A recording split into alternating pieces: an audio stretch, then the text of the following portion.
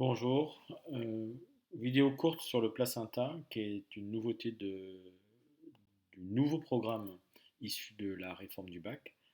Alors le placenta c'est un organe qui est transitoire, qui est un organe d'échange entre le fœtus et la mère. Alors pour bien le localiser, on le voit ici, donc c'est un disque qui est formé de villosités qui proviennent des membranes, enfin, c'est du tissu de l'embryon. Il faut bien comprendre que c'est du tissu embryonnaire qui va former des villosités que l'on voit ici. Vous voyez les villosités là, qui forment comme des petits arbres.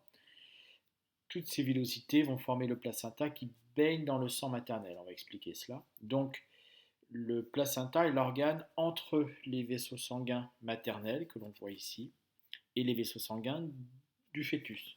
Le fœtus ici a des vaisseaux sanguins. On va retrouver trois vaisseaux dans le cordon ombilical,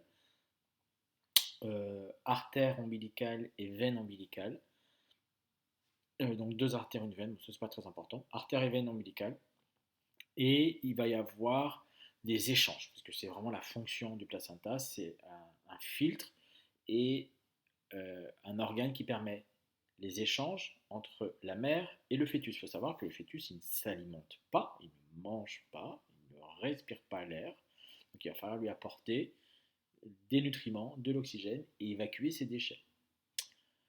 Euh, on le voit également ici. On voit ici le fœtus avec toute la circulation sanguine du fœtus qui quitte le fœtus par le cordon ombilical et les vaisseaux du cordon vont dans ce qu'on appelle des villosités ici, comme, comme des petits arbres. On parle d'arbres villositaires d'ailleurs.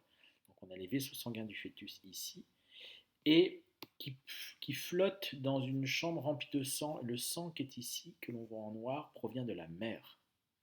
Et on voit bien qu'il n'y a pas de contact physique entre le sang de la mère et le sang du fœtus dans les villosités ici. Il y a toujours du tissu blanc qui sépare. Pas de contact direct, mais les villosités qui contiennent du sang du fœtus flottent dans le sang maternel. On parlera de chambre intervilleuse. Et ces vaisseaux sanguins vont se retrouver dans le cordon et vont alimenter tous les tissus du fœtus. De façon très schématique ici, on a le placenta ici qui est ce disque, le sang de la mère qui est dans l'endomètre. Souvenez-vous, l'implantation du fœtus est dans l'endomètre, enfin l'implantation de l'embryon et après le fœtus dans l'endomètre. Donc il y a les vaisseaux de l'endomètre de l'utérus, donc le sang artère utérine ici en rouge, veine utérine en bleu. Il y a un échange, mais pas de contact direct. Le sang du placenta, des villosités, c'est le sang du fœtus qui va revenir ou partir du fœtus vers le cordon ombilical. Donc on a veine ombilicale, artère ombilicale. Je reviendrai sur cette diapo puisqu'elle montre bien la circulation telle qu'elle s'effectue. Alors, si on reprend notre texte, bien retenir que les circulations sanguines et maternelles et fétales ne se mélangent jamais. Il n'y a pas de contact direct, jamais. Elles entrent en contact, mais pas direct, par l'intermédiaire du placenta. C'est un organe transitoire qui n'existe uniquement lors de la grossesse. Il est indispensable à la grossesse.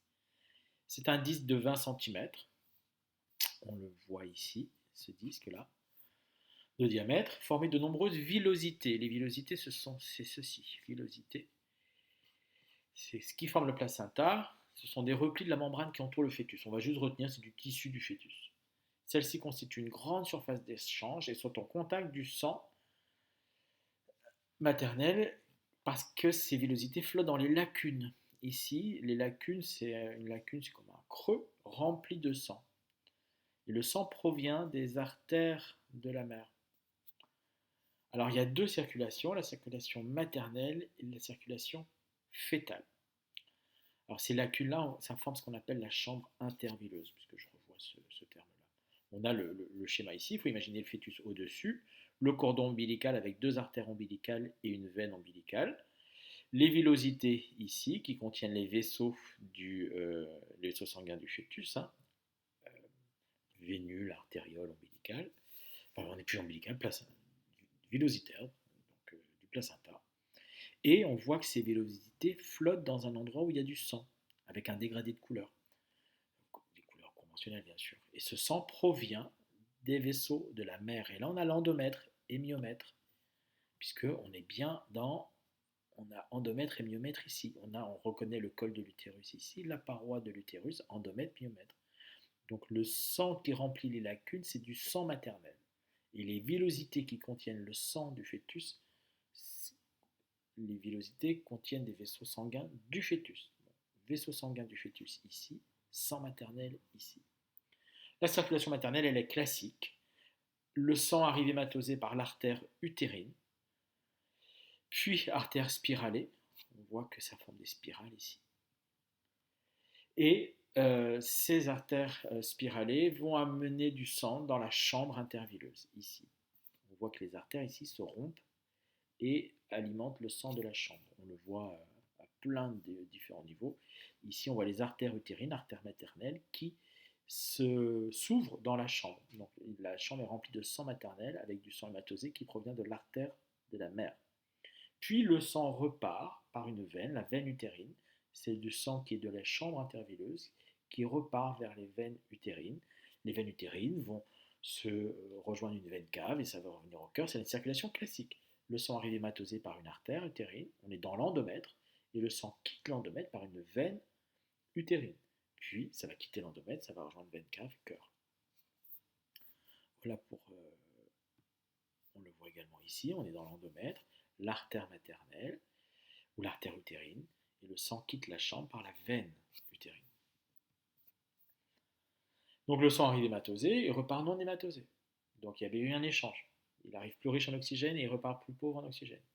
Le sang du fœtus, il arrive aux villosités. Donc le sang du fœtus arrive dans ces villosités ici. Il arrive par deux artères ombilicales.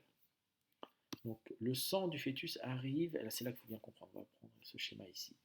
Le sang quitte le fœtus par, donc il arrive aux villosités qui sont ici par deux artères ombilicales. Le sang quitte le fœtus par deux artères, et attention, on l'a bien précisé en cours, c'est du sang non hématosé.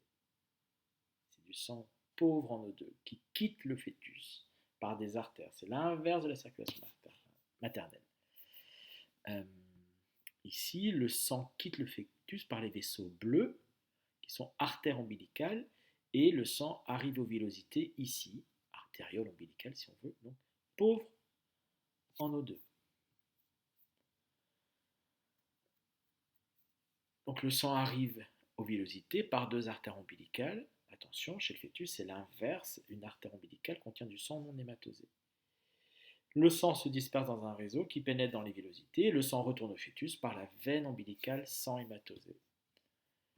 Le sang revient au fœtus, ici on voit les flèches, part et rejoint la veine ombilicale et il est hématosé. Donc le sang quitte le fœtus, artère ombilicale, du cordon ombilique, le cordon c'est l'ombilique, arrive dans les villosités, donc le sang arrive aux villosités non hématosées et quitte les villosités pour revenir au fœtus hématosé. Il y a eu échange ici. Donc le sang arrive aux villosités non hématosées, il provient de l'artère ombilicale en bleu.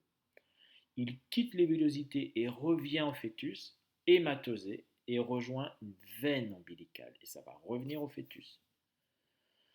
Ici on le voit, le sang quitte le cordon par des artères, arrive au niveau des villosités pauvres en O2 et repart des villosités pour revenir vers le cordon par des veines ombilicales et ça revient du coup au fœtus hématosé.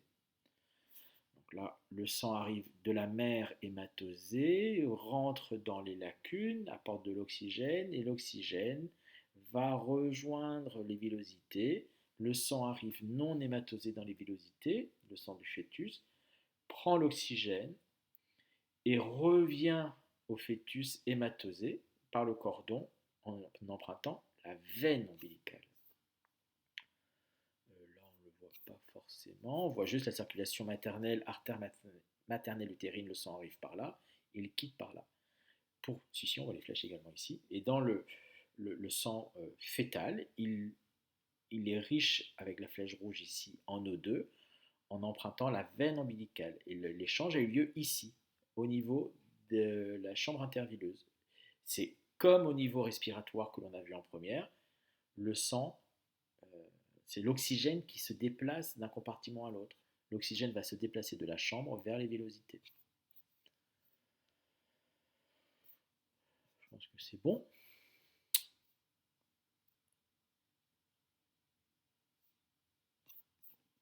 Pour reprendre ça, le sang arrive riche en O2 par l'artère, rejoint les villosités, le sang du fœtus arrive par l'artère non hématosée et retourne hématosé en empruntant la veine ombilicale. Voilà le circuit.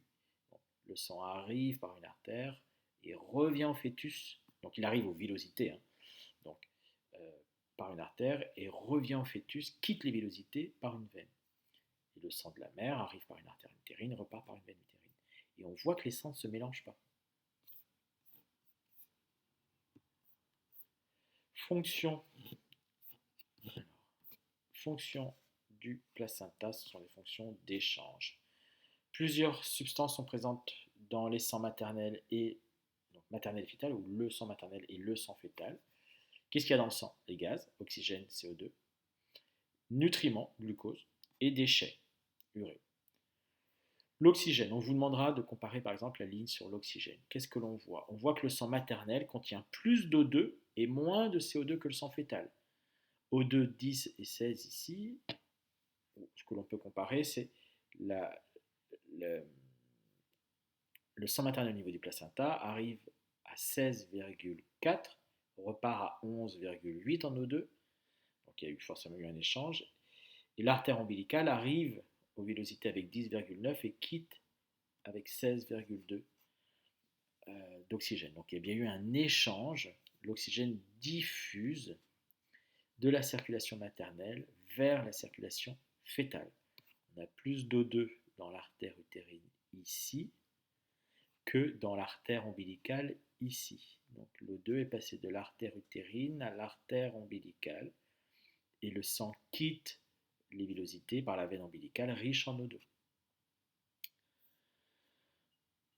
Le CO2, c'est le sens inverse. Il faut comparer le sang qui arrive aux villosités, c'est-à-dire artère ombilicale, il y en a 59 ici, avec l'artère utérine qui arrive aux villosités. Il y en a 44, donc le CO2 va aller de là, il y en a le plus, de là, il y en a le moins, ce qui fait que le sang va quitter l'utérus avec plus de CO2. Et le sang qui revient au fœtus par les veines ombilicales, 54, a beaucoup moins de CO2 que le sang qui arrive. Donc il y a eu une épuration de, de, de, du CO2 du fœtus dans le sang maternel. Donc le sang fœtal oxygéné hématosé gagne le fœtus par la veine, alors que le sang maternel non hématosé repart par les veines utérines. Donc, le sang fœtal revient au fœtus par la veine, et que le sang maternel par la veine ombilicale, et le sang donc hématosé, et le sang maternel quitte l'utérus par la veine maternelle. Donc quand on veut voir et comprendre les échanges, il faut comparer le sang qui arrive au placenta par l'artère maternelle utérine et le sang fœtal qui arrive aux villosités par l'artère ombilicale. Voilà pourquoi il faut comparer le sang de l'artère utérine, 16,4, avec le sang de l'artère ombilicale. Parce que ce sont les sangs qui vont arriver dans la zone d'échange. Et le sang qui quitte la zone d'échange, il quitte par la veine ombilicale pour aller au fœtus et quitte par la veine utérine pour retourner vers la veine cave chez la mère. Donc on compare artère ombilicale, artère utérine, et on voit bien qu'il y a plus d'oxygène utérus que cordon. Et pour le CO2, c'est l'inverse. Il y a beaucoup plus de CO2 dans l'artère ombilicale que dans l'artère utérine. Donc il faut bien retenir ça. Si vous avez un exercice où il faut commenter ces valeurs-là, il faut bien toujours, comme pour les fonctions respiratoires, non, c'est pas ça que je voulais montrer, comme pour les fonctions respiratoires, c'est le sang qui arrivait aux alvéoles pulmonaires. Et c'est ça qu'on doit comparer. Donc le sang qui arrive aux villosités dans la chambre de la mère et du fœtus. Donc c'est l'artère maternelle et l'artère ombilicale qu'il faut comparer. En termes de quantité, qu'est-ce que l'on peut dire? Quels sont les rôles du placenta. Rôle de nutrition et d'excrétion. Le placenta, il amène, on l'a vu, de l'O2. L'O2 est amené jusqu'aux lacunes du placenta par les artères utérines. Et l'O2 passe dans le sang de la veine ombilicale, donc il va revenir au fœtus. Mais ce placenta va également jouer un rôle dans l'excrétion des déchets du métabolisme fœtal. Le fœtus produit du CO2, produit de l'urée, qui est un déchet de dégradation des protéines. Ces déchets sont amenés au placenta par l'artère ombilicale. Les déchets arrivent ici.